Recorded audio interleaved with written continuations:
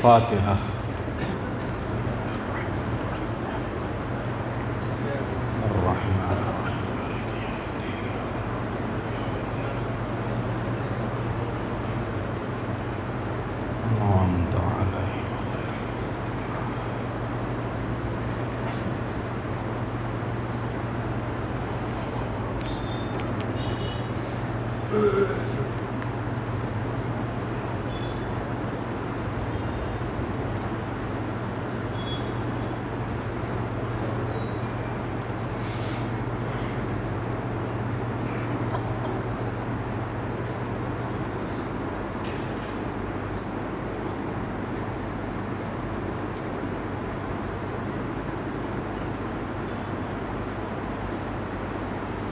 لا حول ولا قوة إلا بالله العلي العظيم.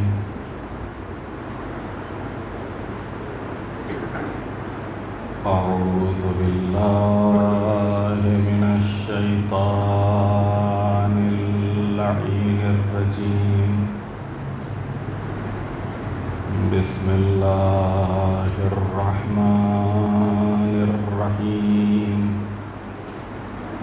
الحمد لله رب العالمين.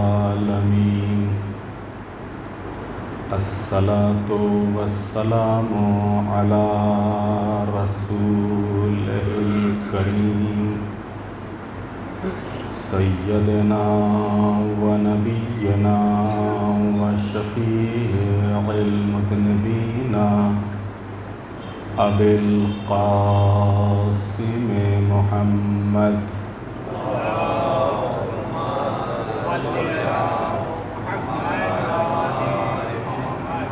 وآله الطيبين الطاهرين المعصومين المظلومين. ولعنة الله على أعدائهم أجمعين من يومنا هذا إلى قيام يوم الدين.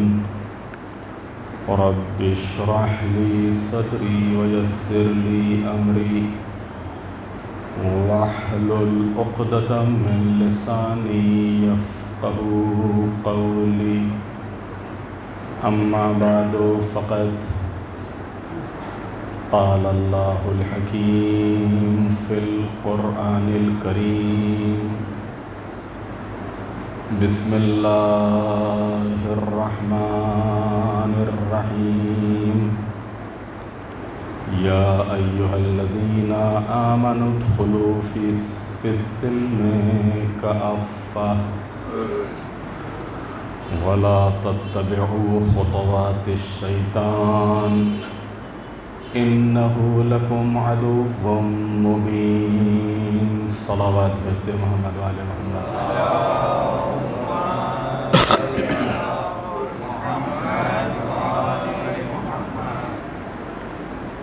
رمضان المبارک 1447 ہجری اور اس ماہ مبارک رمضان کی یہ 5ویں شب اور 5ویں مجلس.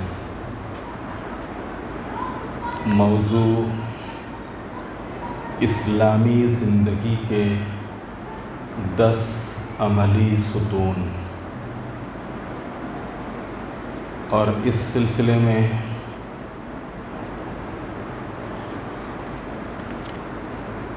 کل کی مجلس میں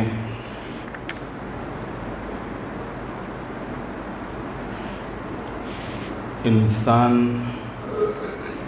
اور سماج کی تربیت میں نماز کا کردار، اس عنوان سے 10 پوائنٹ، 10 نکات، 10 باتیں آپ کی خدمت میں پیش کی تھی. اور آخر میں بات 8ویں امام حضرت امام علی رضا علیہ السلام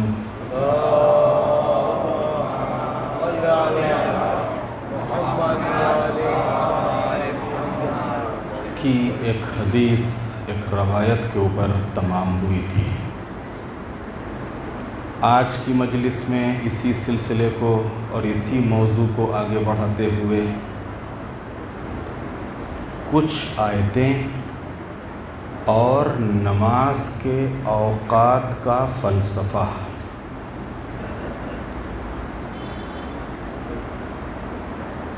قرآن مجید میں سورہ حمد سے سورہ ناس تک اللہ نے بار بار ذکر کی دعوت دی ہے، نماز کا حکم دیا ہے، زکوٰۃ کی بات کی ہے، اور جگہ جگہ کے اوپر اقیموا الصلاۃ وآتوا الزکاۃ، نماز پڑھو زکوٰۃ دو، نماز پڑھو زکوٰۃ دو۔ یہ جو نماز کے ساتھ زکوٰۃ ہے، اس کے متعلق بھی علماء نے بیان کیا ہے کہ ہر جگہ نماز کے ساتھ زکوٰۃ، نماز پڑھو زکوٰۃ دو، نماز پڑھو زکوٰۃ دو۔ اللہ چاہتا ہے کہ جتنا تمہارا رابطہ مجھ سے مضبوط ہو، اتنا ہی تمہارا رابطہ میرے بندوں سے مضبوط ہو۔ مجھے وہ عبادت پسند نہیں ہے جو میرے بندوں کی طرف سے رخ موڑ کے جنگلوں میں جا کے گپھاؤں میں بیٹھ کے اور سب کو نظر انداز کر کے کی جائے۔ نہیں، جہاں ایک طرف تم مجھے یاد کرو، میرا ذکر کرو، میری عبادت کرو، وہی ساتھ ہی ساتھ تم اکیلے نہیں ہو، تمہارے ماں باپ بھی ہیں، تمہارے بچے بھی ہیں، تمہارے بہن بھائی بھی ہیں، تمہارے عزیز اقربا بھی ہیں، تمہارے پڑوسی بھی ہیں، تمہارا ایک سماج ہے، تم اس دنیا میں زندگی گزار رہے ہو۔ لہٰذا جہاں ایک طرف تمہارا رابطہ اللہ سے ہو، وہیں دوسری طرف تمہارا رابطہ اس کی مخلوق سے ہو۔ نماز اللہ سے رابطے کا ذریعہ ہے اور زکوٰۃ مخلوق سے رابطے کا ذریعہ ہے اور مخلوق کی مدد کا ذریعہ ہے۔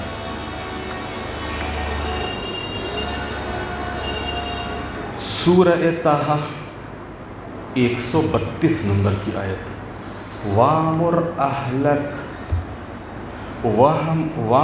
أَهْلَكَ بِالصَّلَاةِ وَاصْطَبِرْ عَلَيْهَا، اپنے اہل کو نماز کا حکم دو اور پھر صبر کرو۔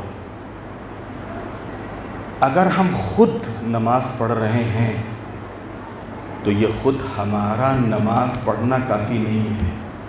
اگر ہم خود نمازی بن گئے ہیں، نمازی ہو گئے ہیں، تو خود اکیلے ہمارا نمازی بننا یا نمازی ہونا کافی نہیں ہے، اپنے اہل کو بھی نمازی بناؤ۔ یہ تمہارے تحت جو افراد ہیں، تمہارے بچے ہیں، تمہاری زوجہ ہے، تمہارے گھر والے ہیں، ان اپنے گھر والوں کو نمازی بناؤ، ان کو نماز کے لیے آمادہ کرو، ان کو نماز کے لیے تیار کرو، ان کو نماز کا حکم دو، ان کو نماز کی طرف رغبت اور شوق دلاؤ۔ اسی طریقے سے سورہ مومنون میں اللہ نے جو مومنین کے لیے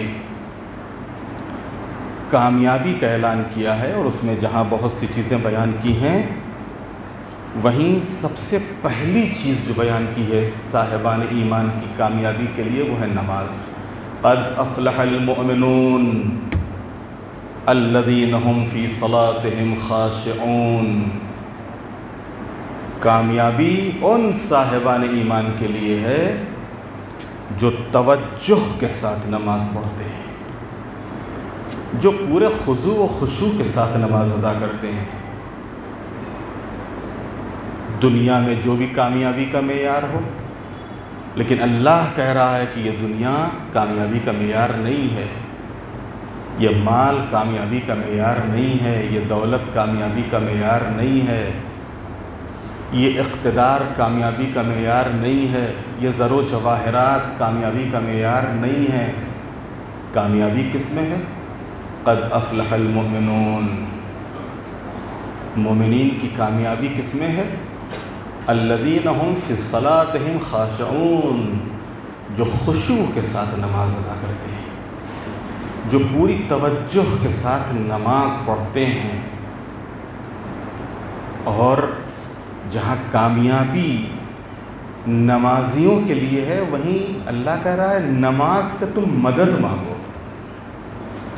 وَاسْتَعِينُوا بِالصَّبْرِ وَالصَّلَاةِ إِنَّهَا لَكَبِيرَةٌ إِلَّا عَلَى الْخَاشِعِينَ، صبر اور نماز کے ذریعے مدد مانگو۔ اب یہاں پر مفسرین نے لکھا ہے کہ صبر سے مراد روزہ ہے، صبر سے مراد روزہ ہے، یعنی تم مدد مانگو کس سے؟ ایک تو نماز سے، اور دوسرے مدد مانگو کس سے؟ روزے سے۔ نماز اسی آیت میں وَإِنَّهَا لَكَبِيرَةٌ إِلَّا عَلَى الْخَاشِعِينَ، نماز بہت مشکل کام ہے۔ خود اللہ کہہ رہا ہے نماز بہت مشکل کام ہے۔ کن لوگوں کے لیے؟ جن کے دلوں میں خوف خدا نہیں ہے، ان کے لیے نماز بڑا مشکل کام ہے۔ کن کے لیے؟ جن کے دلوں میں اللہ کا ڈر نہیں ہے، جن کے دلوں میں عذاب آخرت کا خوف نہیں ہے، ان کے لیے نماز بہت مشکل کام ہے۔ مگر جو خضوع و خشوع والے، ان کے لیے نماز مشکل نہیں ہے۔ وہ تو نماز کو گلے لگاتے ہیں، وہ تو نماز کے لیے بے قرار ہو جاتے ہیں، وہ تو نماز کے لیے نکل پڑتے ہیں، وہ تو نماز کے لیے چل پڑتے ہیں۔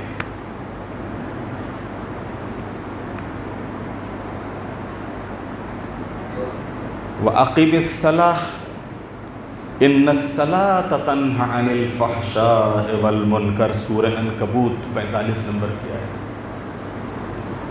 نماز قائم کرو، نماز قائم کرو، کیوں؟ اس لیے کہ نماز برائیوں سے اور بے حیائیوں سے روکتی ہے۔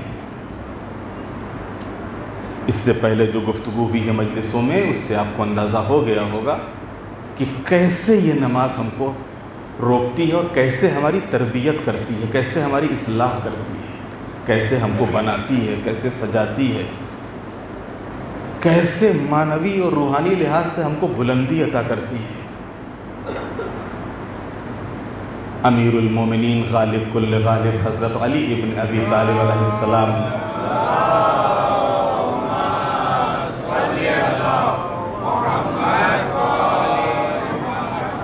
جناب ابن عباس نے اسی آیت کی تفسیر معلوم کی مولا امیر المومنین سے۔ مولا، یہ قرآن کہہ رہا ہے کہ نماز انسان کو برائیوں اور بے حیائیوں سے روکتی ہے؟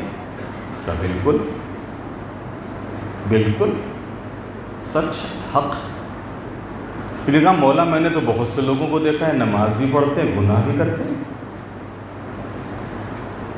نماز بھی پڑھتے ہیں، جھوٹ بھی بولتے ہیں، نماز بھی پڑھتے ہیں، غیبت بھی کرتے ہیں، نماز بھی پڑھتے ہیں، اور ملاوٹ بھی کرتے ہیں،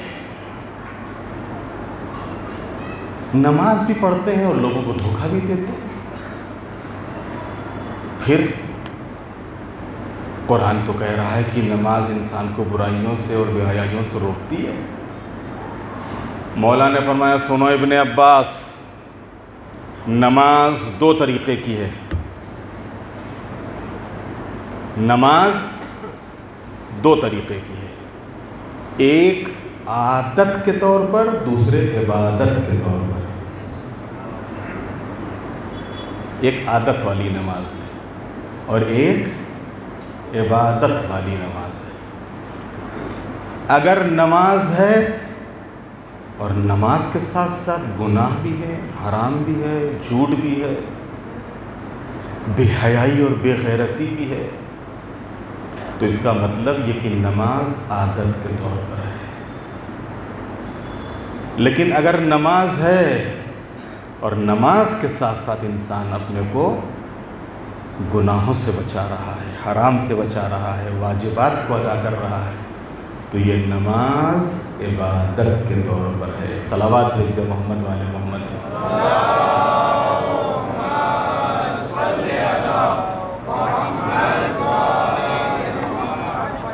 سورہ نساء 102 نمبر کی آیت، ان الصلاۃ کانت علی المؤمنین کتابا موقوتا، نماز صاحبان ایمان پر وقت کی پابندی کے ساتھ لکھ دی گئی ہے، وقت کی پابندی کے ساتھ۔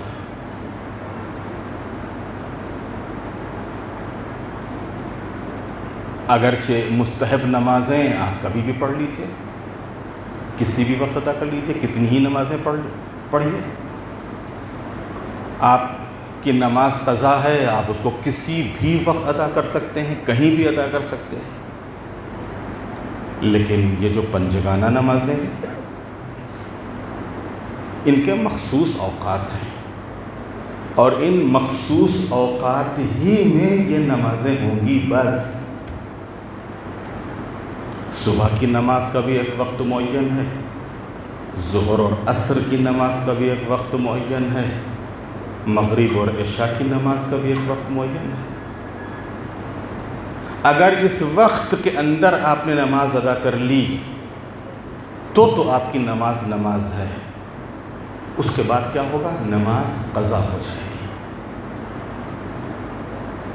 میں نے کل ہی شاید آپ کی خدمت میں عرض کیا تھا کہ یہ قضا جو ہوتی ہے تو قضا کوئی بھرپائی نہیں ہے کہ ہاں ہم نے قضا کر دی۔ بہت سے لوگ خوش ہو جاتے ہیں کہ نہیں ہم نے تو ادا کر دیا ہم نے۔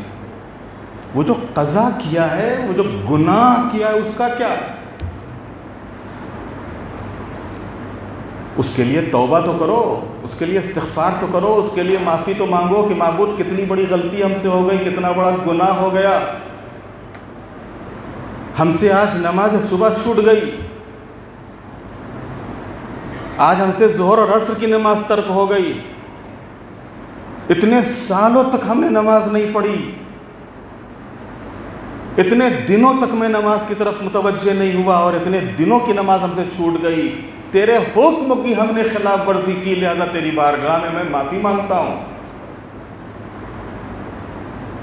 توبہ کرتا ہوں، استغفار کرتا ہوں، ہم سے بہت بڑا گناہ ہوا ہے کہ میں نے اس عظیم عمل کو ترک کیا ہے، اس عظیم عمل کو ہم نے چھوڑا ہے، لہذا قضا ادا کر لی جائے بہت اچھا ہے، لیکن کوئی انسان یہ تصور نہ کر لے کہ وہاں وہ ادا والا ثواب مل گیا، اس کو ادا والا ثواب نہیں ملنے والا ہے۔ ادا والا ثواب ہی الگ ہے، اور یہ جو ادائیگی کے جو اوقات ہیں، نماز کی ادائیگی کے جو اوقات ہیں، ان میں بھی جو فضیلت کا وقت ہے، جو اول وقت اس کو کہا جاتا ہے، جتنا آپ نماز میں تاخیر کرتے جائیں گے، نماز کو ٹالتے جائیں گے، نماز میں دیر کرتے جائیں گے، اتنا ثواب کم ہوتا چلا جائے گا، اتنا ہی کم ہوتا چلا جائے گا۔ نماز کو اول وقت ادا کیا جائے، مثلا ظہر اور عصر کا جو اول وقت ہے وہ کیا ہے؟ ہمارے مراجع نے بیان کیا کہ ظہرین کا اول وقت 40 منٹ ہے، زوال سے 40 منٹ، یہ اول وقت ہے۔ ہاں اس کے بعد قضا نہیں ہوئی نماز، لیکن وہ جو اول وقت والا ثواب آپ کو ملنا چاہیے وہ نہیں ملے گا، وہ نہیں ملے گا آپ کو۔ اسی طریقے سے صبح کی اول وقت کا نماز، صبح کا اول وقت جب تک مشرق سے سرخی آسمان پہ نہ آئے، اگر وہ سرخی ظاہر ہو گئی، جو پورب سے سرخی ظاہر ہوتی ہے سورج نکلتے وقت، اور یہ سرخی بہت پہلے آ جاتی ہے، یہ سرخی آنے نہ پائے، اجالا دکھنے نہ پائے مشرق میں ایسا، اور جب تک یہ سرخی نہیں آتی ہے تب تک یہ اول وقت ہے، جس کو عام طور سے کہتے ہیں ستارے ڈوبنے نہ پائیں۔ اور یہی صورت مغرب اور عشاء کی ہے کہ مغرب اور عشاء کا اول وقت جو ہے کہ جب تک یہ ستارے آسمان کے اوپر پھیلنے نہ پائیں۔ تو اگر ان اوقات میں انسان نماز ادا کرتا ہے تو یہ اول وقت ہے۔ جب سورج ڈوبتا ہے تو سورج ڈوبتے ہی ایک سرخی جو ہوتی ہے، یہ جو سورج ڈوبنے کے بعد ایک سرخی، سورج پچھم میں ڈوبتا ہے، مغرب میں ڈوبتا ہے، سرخی جاتی ہے پورب کی طرف، ڈوبتا ہے پچھم میں، یہ سرخی کدھر جاتی ہے؟ پورب کی طرف، پھر دھیرے دھیرے دھیرے دھیرے دھیرے دھیرے یہ پورب سے سرخی ختم ہوتی رہتی ہے، ختم ہوتی رہتی ہے، ختم ہوتی رہتی ہے، ختم ہوتی رہتی ہے، یہاں تک کہ سر پہ آ جاتی ہے، اور جس وقت یہ سر کے اوپر سے سرخی غائب ہو جائے سمجھ لو کہ یہ مغرب کا اول وقت ہے۔ اب اس سے کہاں تک؟ جہاں تک ستارے آسمان کے اوپر ظاہر نہ ہو، وہاں تک یہ اول وقت ہے۔ اب اس وقت کے اندر جو نماز کا ثواب ہے، جو نماز کی فضیلت ہے، جو نماز کا مقام ہے، وہ اگر آپ انسان لیٹ نماز ادا کر رہا ہے تو وہ ثواب، ہاں نماز آپ کی ادا ہو جائے گی، اس میں کوئی شک نہیں۔ مثلا قضا ہونے کا جو وقت ہے وہ نصف شب ہے، نصف شب سے پہلے نماز ادا کر لیا آپ نے، نماز تو ادا ہو جائے گی، لیکن وہ ثواب جو فضیلت والا ہے نماز کا وہ نہیں ملے گا، وہ جو اول وقت نماز ادا کرنے کا ثواب ہے وہ نہیں ملے گا۔ معصومین علیہ السلام سے سوال کیا گیا کہ یہ جو آپ نے فرمایا ہے کہ نماز کو ہلکا نہ سمجھو، نماز کو سبک نہ سمجھو، تو نماز کو ہلکا سمجھنے سے مراد کیا ہے؟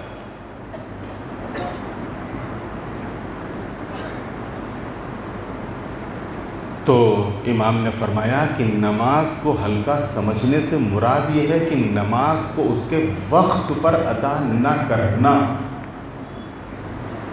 اور ٹالتے رہنا، ٹالتے رہنا، ٹالتے رہنا، یہاں تک کہ آخر وقت آ جائے، یہ نماز کو ہلکا سمجھنا ہے۔ یہاں نماز چھوڑی نہیں اس نے، نماز پڑھ رہا ہے، لیکن امام کہہ رہے ہیں یہ نماز کو ہلکا سمجھ رہا ہے۔ اب بتائیے جو نماز پڑھتے ہی نہیں ان کی گنتی کہاں ہوگی؟ ان کی گنتی کہاں ہوگی؟ ان کو کہاں شمار کیا جائے گا؟ یہ جو نماز کے اوقات ہیں، ان نماز کے اوقات میں کیا فلسفہ ہے؟ اگرچہ اس کے علاوہ بھی دوسرے فلسفے ہیں، اگر وقت ملا تو انشاءاللہ آپ کی خدمت میں بیان ہوگا۔ نماز کے اوقات انسانی زندگی میں ایک تھرمامیٹر کی حیثیت رکھتے ہیں۔ تھرمامیٹر تو جانتے ہیں نا؟ کچھ سرور تو ہلا دیا کیجئے کہ ہاں جانتے ہیں۔ تھرمامیٹر سنا ہے؟ نہیں سنا ہے؟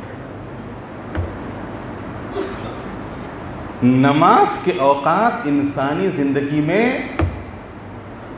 تھرمامیٹر کی حیثیت رکھتے ہیں کہ جس طرح مریض کا حال اور مزاج تھرمامیٹر سے معلوم کیا جاتا ہے، کتنے ڈگری ہے، زبان کے نیچے رکھ دیا، بغل میں لگا دیا، دیکھو کتنی حرارت ہے اس کے اندر، اور اس تھرمامیٹر میں آ جاتی ہے، وہ پتہ چل جاتی ہے کتنی حرارت ہے۔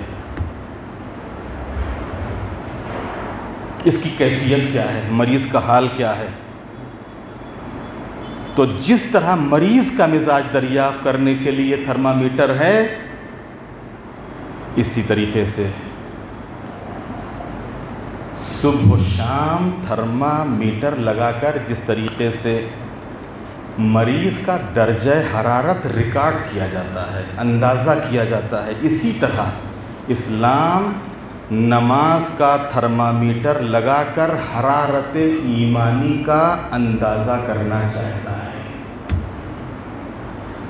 کہ یہ کہہ تو رہا ہے کہ اللہ کے اوپر ایمان ہے، کہہ تو رہا ہے کہ اللہ کو مانتے ہیں، کہہ تو رہا ہے کہ اللہ کو تسلیم کرتے ہیں، لیکن واقعاً یہ مان رہا ہے کہ نہیں مان رہا ہے؟ واقعاً یہ اللہ کو تسلیم کر رہا ہے کہ نہیں تسلیم کر رہا ہے؟ لہذا نماز کیا ہے؟ تھرمامیٹر ہے، اس حرارت ایمانی کا اندازہ کرنے کے لیے کہ جو انسان کے اندر پائی جاتی ہے، اس کے اندر ایمان کی کتنی حرارت پائی جاتی ہے، اس کے اندر ایمان کی کتنی گرمی پائی جاتی ہے، ایمان اس کا کس لیول پہ ہے، کس لیول کے اوپر ہے۔ صبح کی نماز اس لیے واجب کی گئی تاکہ انسان کو یہ اندازہ ہو جائے کہ اس کی حرارت ایمانی پر خواہش و آرام کا اثر ہوتا ہے کہ نہیں ہوتا ہے۔ صبح کی نماز کاہے کے لیے؟ تاکہ یہ اندازہ لگایا جائے کہ اس کی زندگی کے اوپر اور اس کی جو حرارت ایمانی ہے اس پر خواہش و آرام کا اثر ہوتا ہے کہ نہیں ہوتا ہے۔ یہ خواہش و آرام کو پسند کرتا ہے یا اللہ کی اطاعت اور عبادت کی طرف فوراً چل پڑتا ہے؟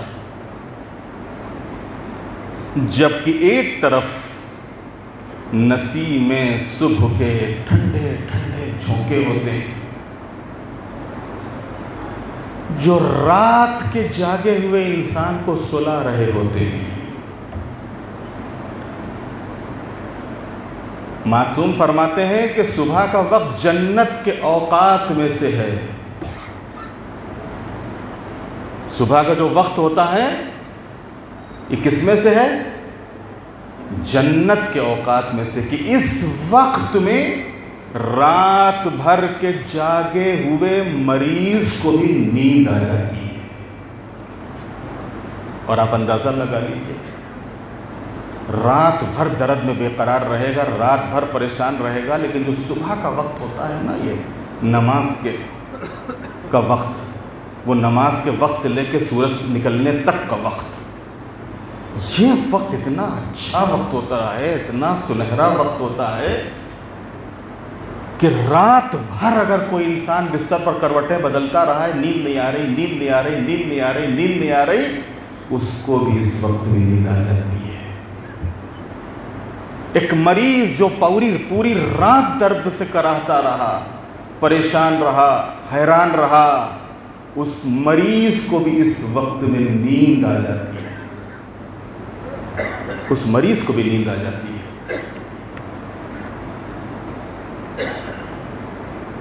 تو ایک طرف وہ نسیم صبح کے جھونکے ہوتے ہیں جو ہلکے ہلکے چلتے ہیں اور انسان کو سلا رہے ہوتے ہیں، اور دوسری طرف حی علی الصلاۃ کی آواز بستر سے اٹھانا چاہتی ہے۔ اب یہ سوتا ہے یا اٹھتا ہے؟ ایک صلوات بھیج دے محمد والے محمد۔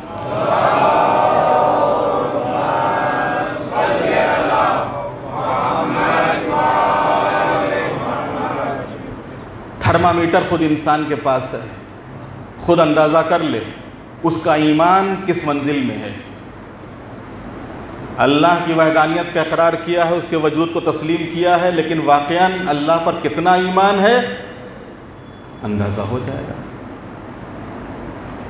ظہرین کی نماز حرارت ایمانی کے محنت پر غلبے کا امتحان ہے، حرارت ایمانی پر محنت کا غلبہ۔ کہ انسان اپنے کاروبار زندگی میں مصروف رہے اور اچانک حیا علی الفلاح، اب کیا کریں؟ ابھی 10 بجے دکان کھولی ہے، ابھی 12:30 بجے 1 بجے پھر آواز آ رہی ہے حیا علی الفلاح، ابھی تو ہم 11 بجے آفس پہ آئے ہیں، ابھی دیکھو 1 بجے پھر آواز آ رہی ہے حیا علی الفلاح۔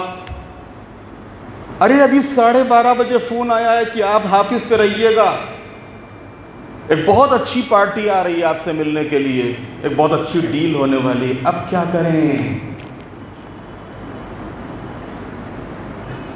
اگر ادھر آتے ہیں تو پھر ادھر چلا جائے گا، اگر ادھر بیٹھتے ہیں تو یہ چلی جائے گی۔ یہی تو امتحان ہے، یہی تو اللہ کو دیکھنا ہے،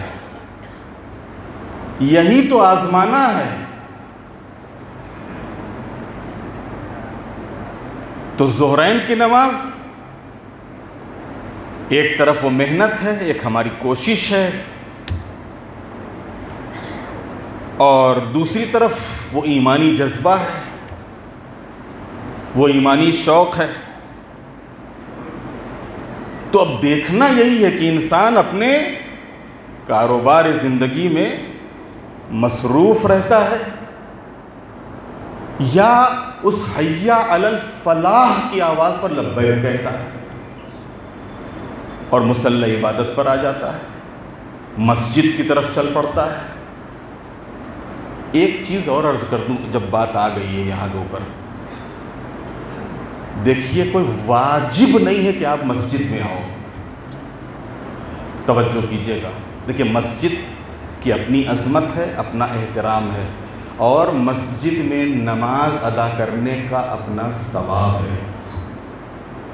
جب کوئی انسان مسجد کے لیے اپنے گھر سے وضو کرنے کے لیے نکلتا ہے تو اللہ تعالیٰ کی طرف سے مقرر فرشتے ہر قدم پر اس کے لیے ثواب ملتے ہیں، ہر قدم پر اس کے لیے استغفار کرتے ہیں، اور اس کو مسجد تک صلوات پڑھتے ہوئے اور اس کے لیے استغفار کرتے ہوئے اس کو لے کے آتے ہیں۔ بڑا ثواب ہے مسجد کا، مسجد میں نماز ادا کی جائے۔ لیکن کہنے کا مقصد یہ ہے کہ اب کچھ ایسے حالات بنے کہ ہم مسجد نہیں جا سکتے، اس موقع کے اوپر جائیں گے، لیکن کب؟ جب ہم فرصت پا جائیں گے تب۔ کب؟ شام کو جائیں گے 5 بجے، یا مغرب سے قریب چلے جائیں گے تو کیا ہے کہ دونوں نمازیں ہو جائیں گی۔ ہمارے مرحوم جعفر بھائی وکیل، اللہ ان کی مغفرت فرمائے، وہ کہا کرتے تھے کہ ہمارے ہاں بعض لوگ ایسے ہیں کہ جو ایک وضو سے 5 نماز پڑھ لیتے ہیں، ایک وضو سے 5 نمازیں۔ وہ مرحوم کہتے تھے کہ وہ گھر سے وضو کر کے نکلا یا مسجد ہی میں وضو کیا، پہلے اس نے 2 رکعت صبح کی قضا نماز پڑھی، ایک ہی وضو سے 5 نمازیں ہو گئیں۔ 2 رکعت نماز اس نے قضا نماز پڑھی، اس کے بعد پھر ظہر عصر کی نماز، کیونکہ آخر وقت ہو چکا ہے، ابھی تھوڑی دیر میں 15 منٹ کے بعد مغرب کا وقت آنے والا ہے، تو اس نے مغرب اور عشاء کی نماز ادا کر لی، اس نے ظہر اور عصر کی نماز ادا کر لی، پھر تھوڑی دیر بیٹھا، اس کے بعد مغرب کی اذان ہو گئی اور اس نے مغرب اور عشاء کی نماز ادا کر لی، ایک وضو سے 5 نمازیں، ایک وضو سے 5 نمازیں ادا ہو گئی۔ تو عزیزان محترم، اگر آپ مسجد اول وقت نہیں پہنچ سکتے ہیں اپنے روزگار کی وجہ سے، کاروبار کی وجہ سے، بزنس کی وجہ سے، تو آپ کہیں آفس پہ ہیں یا کسی شہر سے کسی آس پاس کے کسی ایریا کسی علاقے میں ہیں، وہاں کے اوپر آپ کے پاس کوئی بھی ایسی جگہ ہے کہ جہاں کے اوپر آپ نماز ادا کر سکتے ہیں، تو آپ نماز کو لیٹ نہ کیجیے کہ نہیں جب گھر جائیں گے تو پھر اطمینان سے پڑھیں گے، جب مسجد جائیں گے تو اطمینان سے پڑھیں گے۔ آپ لیٹ نہ کیجیے، نماز کا وقت ہو گیا ہے، آپ اپنے آفیسی میں، اپنے ہی اسی یارڈ کے اوپر، اسی جگہ کے اوپر، اسی پلاٹ کے اوپر، اسی جگہ کی جہاں آپ نوکری کر رہے ہیں یا خود آپ بزنس کر رہے ہیں، وہیں کے اوپر وضو کر کے مصلی بچھا دیجیے اور واجب نماز ادا کر لیجیے۔ کوئی ضروری نہیں ہے کہ آفس میں آپ پورا مجموعہ لے کے بیٹھ جاؤ کہ صاحب ہم تو نماز کے بعد کیا کریں کہ ہماری بہت سی دعائیں ہیں اور ظہر کے بعد یہ پڑھتے ہیں اور عصر کے بعد یہ پڑھتے ہیں اور ہم کو تو 1 گھنٹہ چاہیے۔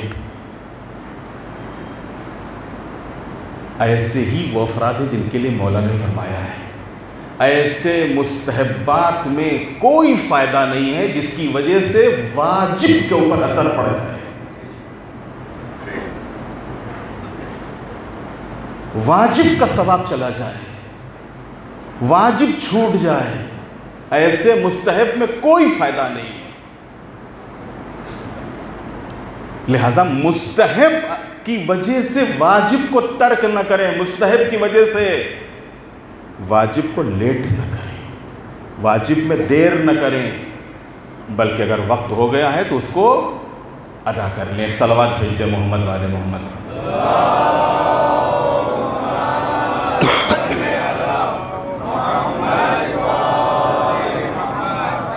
تو ظہرین کی نماز حرارت ایمانی کے محنت پر غلبے کا امتحان ہے کہ انسان اپنے کاروبار زندگی میں مصروف ہے اور اچانک حی علی الفلاح کی آواز گونجنے لگی اور اب اسے یہ سوچنا پڑا کہ زندگی کی کامیابی دفتر، کالج، کاروبار، روزگار، معاملات زندگی میں ہے یا نماز اور بندگی میں ہے۔ مغربین کی نماز یہ راحت پسندی کا امتحان ہے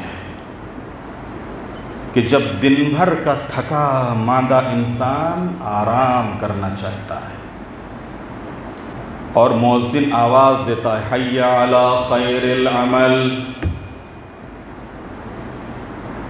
آرام بے عملی ہے۔ آرام عمل کے ساتھ آرام ہو ہی نہیں سکتا ہے، آرام کے ساتھ عمل ہو ہی نہیں سکتا ہے، لہذا آرام بے عملی ہے اور نماز بہترین عمل ہے۔ مرد عاقل کا فرض ہے، یعنی اگر اللہ نے ہم کو عقل دی ہے اور ہمارے پاس عقل ہے تو پھر فرض ہے کہ بے عملی کا مقابلہ ہم خیر عمل سے کریں۔ بے عملی کا مقابلہ کس سے کریں؟ خیر عمل سے، اور خیر عمل کے راستے کو اختیار کریں اور جذبہ ایمانی پر راحت پسندی کو، آرام پسندی کو غالب نہ آنے دیں۔ تھوڑا سا آرام کر لیں، تھوڑا سو لیں،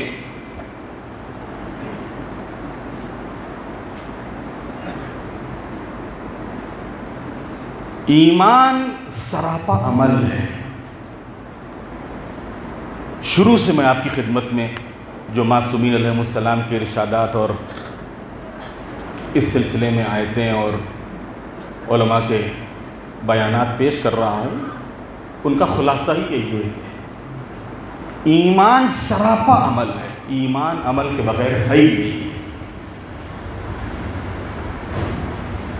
ایمان عمل کے بغیر ہے ہی نہیں ہے۔ ایمان حرکت و جہاد ہے، ایمان میں حرکت ہوتی ہے، ایمان جہاد ہے۔ جہاد کا مطلب کیا ہوتا ہے؟ جہاد کا مطلب یہ نہیں کہ انسان بس تلوار لے کے کھڑا ہو جائے، یعنی ہر وقت تیار، ہر وقت آمادہ، کس کے لیے؟ جو اس کے اوپر ذمہ داریاں ہیں ان ذمہ داریوں کو ادا کرنے کے لیے۔ ایک فوجی کا کیا کرتا ہے؟ ایک سپاہی کا کام کیا ہوتا ہے؟ بارڈر پہ ہوتا ہے اور ہر وقت وہ الرٹ رہتا ہے، یہ کھانا کھا رہا ہوتا ہے تب بھی الرٹ رہتا ہے، یہ سوتا ہے تب بھی الرٹ رہتا ہے کہ کب کس وقت محاذ کے اوپر، بارڈر کے اوپر جانے کا آرڈر آ جائے۔ وہ کھانا کھاتا ہے تب بھی الرٹ رہتا ہے، سوتا ہے تب بھی الرٹ رہتا ہے، وہ بارڈر پہ جاتا ہے تب بھی دشمن سے الرٹ رہتا ہے۔ لہذا ایمان عمل ہے، ایمان حقیقت میں حرکت ہے، ایمان جہاد ہے، اور راحت پسندی، آرام، ان تمام حقیقتوں کی مکمل دشمن ہے۔ اگر راحت پسندی داخل ہو گئی، بہت سے لوگ ہوتے پڑے رہتے ہیں، بس کوئی کام نہیں پھر بھی پڑے ہوئے ہیں۔ اچھا جب کوئی کام نہیں پڑے ہو تو کم از کم تبھی کچھ واجبات ادا کر لو۔ تو وہ پڑے رہتے ہیں، اس میں بھی ان کو توفیق نہیں ہوتی کہ کم از کم جو لوگ پڑے ہیں تو کم از کم اسی میں کچھ نماز ادا کر لیں، کچھ روزے رکھ لیں، یا کچھ اور عبادتیں کر لیں، یا کچھ تلاوت کر لیں، یا کچھ اور دوسرے اعمال انجام دے لیں۔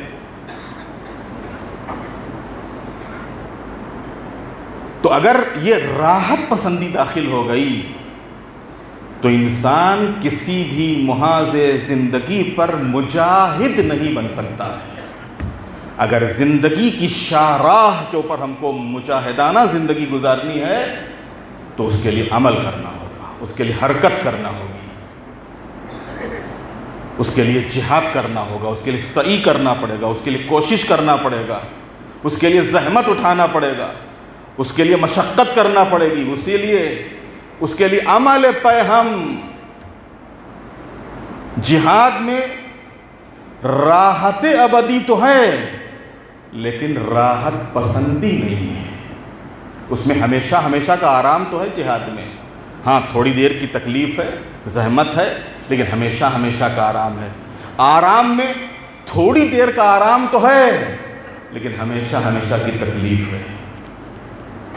جو خاصان خدا ہوتے ہیں، اگر آپ ان کی زندگیوں کے اوپر نظر کریں گے تو مکمل زندگی ان کی جہاد ملے گی۔ جہاد یعنی عمل، جہاد یعنی حرکت، جہاد یعنی کچھ کرنا ہے، جہاد یعنی واجبات کی ادائیگی، جہاد یعنی فرائض کی ادائیگی، جہاد یعنی حقوق کی ادائیگی۔ جو بھی ہمارے اوپر حق ہے، جو بھی ہمارے اوپر فرض ہے، جو بھی ہمارے اوپر واجب ہے، جو بھی ہمارے اوپر ذمہ داری ہے، اس ذمہ داری کو ادا کرنا، اس حق کو ادا کرنا، اس واجب کو ادا کرنا، اس فرض کو ادا کرنا۔ اور یہ فرض ہی تو تھا، اور یہ واجب کو ادا ہی کرنا تو تھا کہ جس کے لیے امام حسین مدینے سے نکلے تھے، اور مدینے سے نکل کے مکے آئے تھے۔ اگر امام کو بھی خالی یہی ہوتا کہ ہاں بس نمازیں پڑھو، روزے رکھو، اور ہم کو اپنے عمل سے مطلب، دوسرے کے عمل سے کیا لینا دینا، تو کیا ضرورت تھی کہ امام مکے سے جاتے؟ جیسے بہت سے مسلمان مکے میں آ کے حج کر رہے تھے اور اپنی نمازیں پڑھ رہے تھے، اپنی عبادتیں کر رہے تھے، ویسے امام حسین بھی نماز پڑھتے رہتے، عبادت کرتے رہتے۔ لیکن نہیں، امام جانتے ہیں کہ ہر انسان کے اوپر، یہ تو امام ہے، یہ تو معصوم ہے، یہ تو اللہ کی طرف سے مقرر ہادی ہیں، رہنما ہیں، راہبر ہیں۔ ہر انسان کے اوپر الگ الگ ذمہ داریاں ہوتی ہیں، جا کے امام ہیں۔ لہذا امام نے انہی ذمہ داریوں کے پیش نظر کہ اگر مکہ چھوٹتا ہے، اگر حج ترک ہوتا ہے، مکہ چھوڑ دیں گے، ہر حج ترک کر دیں گے، لیکن ہم اس راہ میں قدم بڑھائیں گے، ہم نکلیں گے۔ امام نے، کیونکہ امام جب مکے تشریف لائے تو کوفے والوں کو پتہ چلا کہ امام مکے آ گئے ہیں اور مدینے کو ترک کر دیا ہے، کیونکہ یزید نے مطالبہ بیعت کیا تھا اور امام نے بیعت سے انکار کیا، لہذا امام مدینے سے مکے آ گئے ہیں۔ کوفے والوں نے امام کی خدمت میں خطوط لکھے، مولا آپ یہاں تشریف لے آئیے، ایک مدت تک آپ کے بابا یہاں پر رہے ہیں، یہی آپ کے بابا کا دار الخلافت تھا، دار السلطنت تھا، ہماری کوئی رہنمائی کرنے والا نہیں ہے، آپ آئیے اور ہماری رہنمائی کیجیے۔ اور کتنے خط ہیں امام کی خدمت میں؟ 18,000 خط امام کی خدمت میں پہنچے ہیں، اور امام نے اس کے جواب میں جناب مسلم ابن عقیل کو بھیجا کہ بھیا جاؤ، اور جانے کے بعد جیسے کوفے کے حالات ہوں ان حالات سے ہمیں آگاہ کرنا، اور اگر انشاءاللہ حالات بہتر رہے تو میں بھی کوفے آ جاؤں گا۔ جناب مسلم کوفے پہنچے، اور جو حالات جناب مسلم کے سامنے تھے ان حالات کے پیش نظر امام کو خط لکھا، مولا تشریف لے آئیے۔ وہ 18,000 افراد کی جنہوں نے آپ کو دعوت دی تھی ان سب نے آپ میرے ہاتھ کے اوپر آپ کی بیعت کر لی ہے۔ اور ادھر امام مکے سے نکلے، ادھر کوفے کے حالات خراب ہو گئے۔ ابن زیاد ملعون کوفے پہنچا، منادی کروا دی، کوئی بھی مسلم کو پناہ نہیں دے گا، یہاں تک کہ مسلم یکو تنہا رہ گئے۔ مسلم یکو تنہا رہ گئے۔ کہتے ہیں کہ مسلم جب طوعہ کے گھر سے نکلنے لگے ہیں تو طوعہ آ کے دروازے پہ کھڑی ہو گئی کہ ہم آپ کو جانے نہیں دیں گے ان دشمنوں میں، ان خطروں میں۔ تو ایک مرتبہ جناب مسلم فرماتے ہیں کہ تم گھوڑوں کے ٹانکوں کی آواز نہیں سن رہی ہو، یہ اسلحوں کی جھنکار کی صدا تمہارے کانوں میں نہیں آ رہی؟ میں نہیں چاہتا ہوں کہ میری وجہ سے کسی کا دروازہ گرایا جائے، میں نہیں چاہتا ہوں کہ میری وجہ سے کسی کے گھر میں آگ لگائی جائے۔ میں کہوں گا آقا آپ نے طوعہ کے دروازے کو گرنا پسند نہیں کیا، طوعہ کے گھر کو جلنا پسند نہیں کیا۔ کوفے سے کربلا کوئی زیادہ دور نہیں ہے۔ جیسے ہی فضائے کربلا میں آواز گونجی الا قتل الحسین بکربلا، ان ملعونوں نے مرتبہ خیموں کا رخ کیا اور خیموں میں آگ لگا دی۔ جزاکم اللہ خیر الجزا زادارو جناب مسلم طوعہ کے گھر سے باہر آئے۔ ادھر ابن زیاد کا لشکر سامنے آیا، جنگ کرتے قابو نہ حاصل کر پاتے، دھوکے سے جناب مسلم کو گرفتار کیا، گرفتار کر کے ابن زیاد کے دربار میں لے کر آئے۔ اس ملعون نے حکم دیا کہ مسلم کو دارالامارہ کی چھت پہ لے جا کے ان کے سر اور تن میں جدائی کر دو۔ عزادارو ایک مرتبہ جلاد مسلم کو لے کے چلا، دارالامارہ کی چھت پر آیا، چاہا کہ سر و تن میں جدائی کرے۔ ایک مرتبہ مسلم کہتے ہیں کہ تھوڑی سی مجھے مہلت دے دو کہ میں 2 رکعت نماز ادا کر لوں۔ عزادارو 2 رکعت نماز ادا ہوئی، دل ہی دل میں دعا کی، مالک میرا آقا سفر میں ہے، مجھے جاتے جاتے میرے آقا کی زیارت کرا دے۔ عزادارو ساری زمینیں پست ہوئی، وہ زمین بلند ہوئی کہ جس پہ امام کا قافلہ تھا۔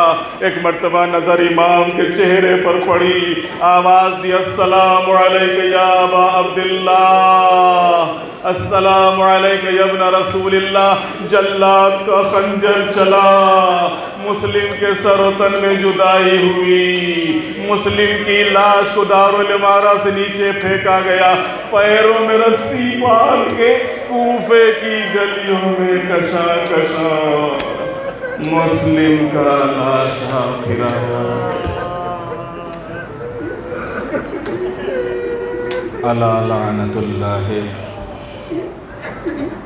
علی القوم الظالمین، سیعلم الذین ظلموا ای منقلب ینقلبون۔ بسم اللہ الرحمن الرحیم۔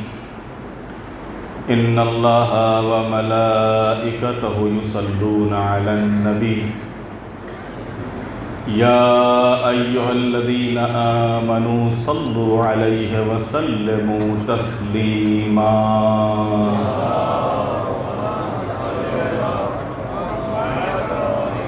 اللہم صل علی محمد وآل محمد۔ بسم اللہ الرحمن الرحیم۔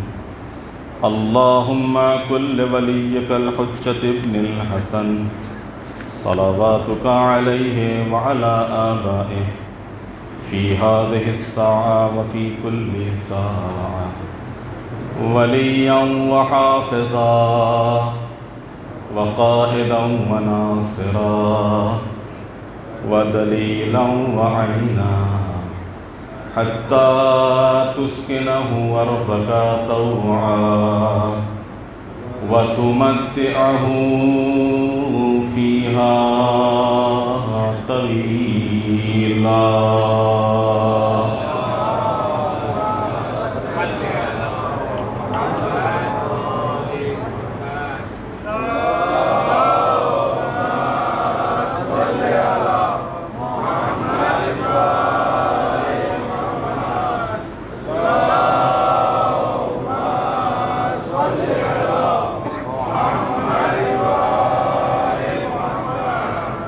اللهم صل على محمد وآل محمد.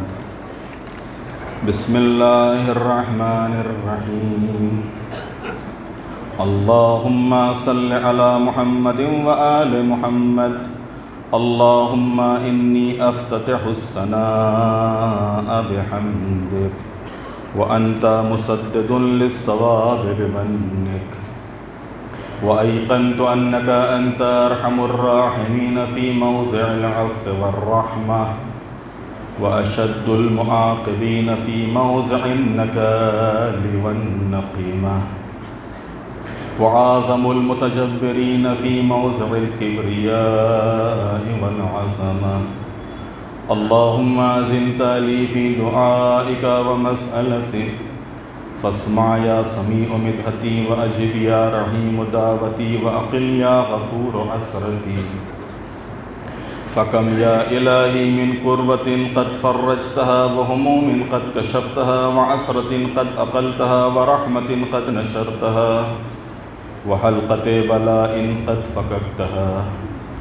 الحمد لله الذي لم يتخذ صاحبة ولا ولدا، ولم يكن له شريك في الملك، ولم يكن له ولي من الذل، وكبره تكبيرا.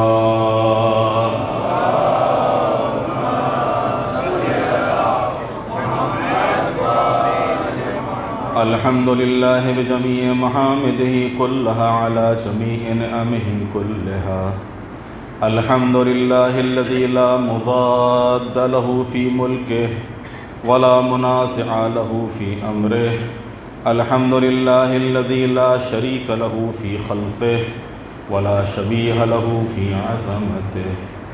الحمد لله الفاشي في الخلق أمره، وحمده الظاهر بالكرم مجده، الباسط بالجود يده، الذي لا تنقص خزائنه ولا تزيده كثرة العطاء إلا جودا وكرما، إنه هو العزيز الوهاب. اللهم إني أسألك قليلا من كثير مع حاجة بي إليه عزيما، وغناك عنه قديم، وهو عندي كثير وهو عليك سهل يسير. اللهم إن عفوك عن ذنبي، وتجاوزك عن خطيئتي، وصفحك عن ظلمي، وسترك على قبيح عملي، وحلمك عن كثير جرمي عندما كان من خطئي وعمدي، أطمعني في أن أسألك ما لا أستوجبه منك الذي رزقتني من رحمتك، وأريتني من قدرتك، وعرفتني من إجابتك. فصرت أدعوك آمنا وأسألك مستانسا لا خائفا ولا وجلا، مدلا عليك فيما قصدت فيه إليك، فإن أبطأ عني أتبت بجهلي عليك، ولعل الذي أبطأ عني هو خير لي لعلمك بعاقبة الأمور. فلم أر مولا كريما أصبر على عبد لئيم منك علي. يا رب إنك تدعوني فأولي عنك، وتتحبب إلي فأتبغض إليك، وتتودد إلي فلا أقبل منك كأن لي التطول عليك فلم يمنعك ذلك من الرحمة لي والإحسان إلي والتفضل علي بجودك وكرمك فارحم عبدك الجاهل وجد عليه بفضل إحسانك إنك جواد كريم. الحمد لله مالك الملك مجري الفلك مسخر الرياح فالق الإصباح ديان الدين رب العالمين. الحمد لله على حلمه بعد علمه والحمد لله على عفوه بعد قدرته والحمد لله على طول أناته في غضبه وهو قادر على ما يريد. الحمد لله خالق الخلق باسط الرزق فالق الإصباح ذي الجلال والإكرام والفضل والإنعام الذي بعد فلا يرى وقرب فشهد النجوى تبارك وتعالى. الحمد لله الذي ليس له منازع يعادله ولا شبيه يشاكله ولا ظهير يعاضده قهر بعزته الأعزاء وتواضع لعظمته العظماء فبلغ بقدرته ما يشاء. الحمد لله الذي يجيبني حين أنادي ويستر علي كل عورة وأنا عاصي ويعظم النعمة علي فلا أجازي. فكم من موهبة هنية قد آتاني وعزيمة مخوفة قد كفاني وبهجة مونقة قد أراني فأثني عليه حامدا وأذكره مسبحا. الحمد لله الذي لا يهتك حجابه ولا يغلق بابه ولا يرد سائله ولا يخيب آمله. الحمد لله الذي يؤمن الخائفين وينجي الصالحين ويرفع المستضعفين ويضع المستكبرين ويهلك ملوكا ويستخلف آخرين. والحمد لله قاسم الجبارين مبير الظالمين مدرك الحاربين نكال الظالمين صريخ المستصرخين موضع حاجات الطالبين معتمد المؤمنين. الحمد لله الذي من خشيته ترعد السماء وسكانها وترجف الأرض وعمارها وتموج البحار ومن يسبح في خمراتها. الحمد لله الذي هدانا لهذا وما كنا لنهتدي لولا أن هدانا الله. الحمد لله الذي يخلق ولم يخلق ويرزق ويرزق ولا يرزق ويطعم ولا يطعم ويميت الأحياء ويحيي الموتى وهو حي لا يموت بيده الخير وهو على كل شيء قدير. اللهم صل على محمد عبدك ورسولك وأمينك وصفيك وحبيبك وخيرتك من خلقك وحافظ سرك ومبلغ رسالاتك أفضل وأحسن وأجمل وأكمل وأزكى وأنمى وأطيب وأطهر وأسنى وأكثر ما صليت وباركت وترحمت وتحننت وسلمت على أحد من عبادك وأنبيائك ورسلك وصفوتك وأهل الكرامة عليك من خلقك. اللهم وصل على علي أمير المؤمنين ووصي رسول رب العالمين عبدك ووليك وأخي رسولك وحجتك على خلقك وآيتك الكبرى والنبأ العظيم. وصل على الصديقة الطاهرة فاطمة الزهراء سيدة نساء العالمين. وصل على سبطي الرحمة وإمامي الهدى الحسن والحسين سيدا شباب أهل الجنة. وصل على أئمة المسلمين علي بن الحسين ومحمد بن علي وجعفر بن محمد وموسى بن جعفر وعلي بن موسى ومحمد بن علي وعلي بن محمد والحسن بن علي والخلف الهادي المهدي وحججك على عبادك وأمنائك في بلادك صلاة كثيرة دائمة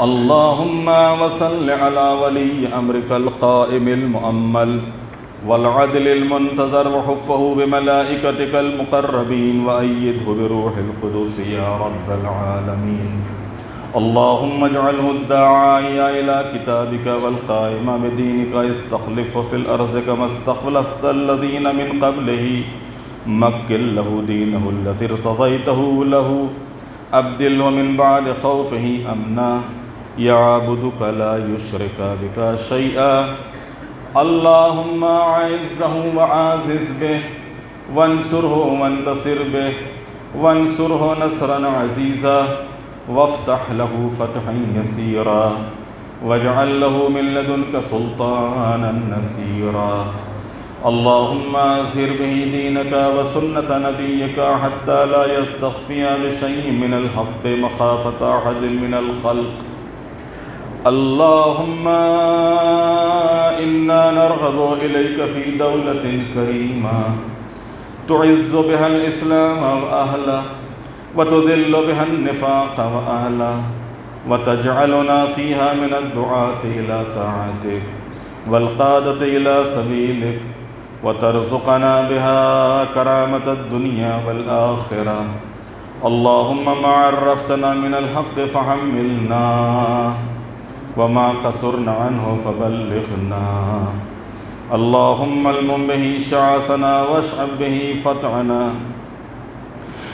واشعب به صدنا وارتق به فتقنا وكسر به قلتنا وعازز به ذلتنا وأغني به عائلنا واقض به عن مغرمنا واجبر به فقرنا وسد به خلتنا ويسر به عسرنا وبيض به وجوهنا وفك به أسرنا وأنجح به طلبتنا وأنجز به مواعيدنا واستجب به دعوتنا وعاتنا به سؤلنا وبلغنا به من الدنيا والآخرة آمالنا وعاتنا به فوق رغبتنا يا خير المسؤولين وأوسع المعطين اشف به صدورنا وأذهب به غيظ قلوبنا واهدنا به لما اختلف فيه من الحق بإذنك إنك تهدي من تشاء إلى صراط مستقيم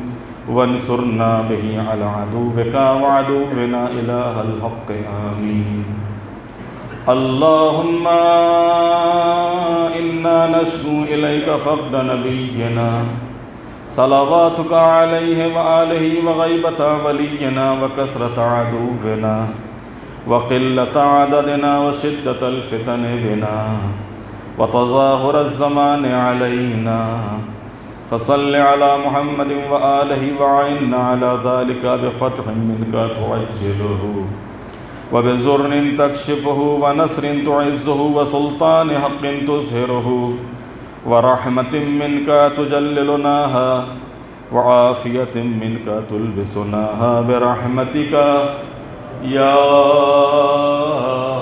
أرحم الراحمين